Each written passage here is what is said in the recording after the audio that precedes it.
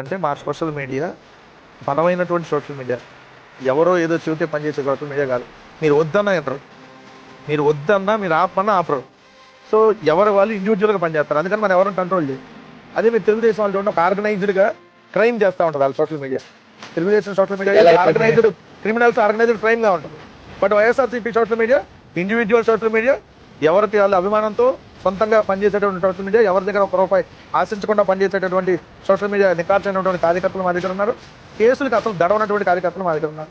మీరు కేసు పెట్టండి, తెల్లారు అరెస్ట్ అయ్యి మళ్ళీ వచ్చినా తెల్లారి పోస్ట్ పెడతారు అదే కదా. ఎందుకు చేస్తారు అంటే సార్ మేము జెండా మోసే కూలీలో జనసేన అనుకున్నాను భయపడటానికి, లేదంటే ₹7 ఎల్లోపై వేసి ఐసీటీపీ కావాలనుకున్నారు భయపడటానికి. Plus YSR Congress party social media అంటే దమ్మల సోషల్ మీడియా, నిజాయితీగా జగన్మోహన్ రెడ్డి గారి కోసం ఏమీ ఆశించకుండా పనిచేసే సోషల్ మీడియా. అందుకనే ధైర్యం, అందుకనే పని చేస్తాం. వాళ్ళ దగ్గర డబ్బులు తీసుకుంటే వాళ్ళు ఎప్పుడో మేము పని చేయాలి. ఎవరి దగ్గర తీసుకోం కాబట్టి మా ఇష్టం వచ్చింది ఏదైతే వాళ్ళ ఇష్టం ఉన్నటువంటి పోస్ట్ వాళ్ళు పెట్టుకునేటువంటి రైట్ ఉంటుంది. నిజంగానే జగన్మోహన్ రెడ్డి సోషల్ మీడియా కానీ వైఎస్ఆర్ సోషల్ మీడియాలో ఒక పోస్ట్ సంబంధం ఉండదు. బేసికల్గా సబ్జెక్ట్ ఒకటే అయినా కూడా నెరేటివ్ వేరు. లెక్కలు అట్లాంటివి ఉన్నప్పుడు కామన్ బట్ చెప్తారు కదా ఎవరు వాళ్ళు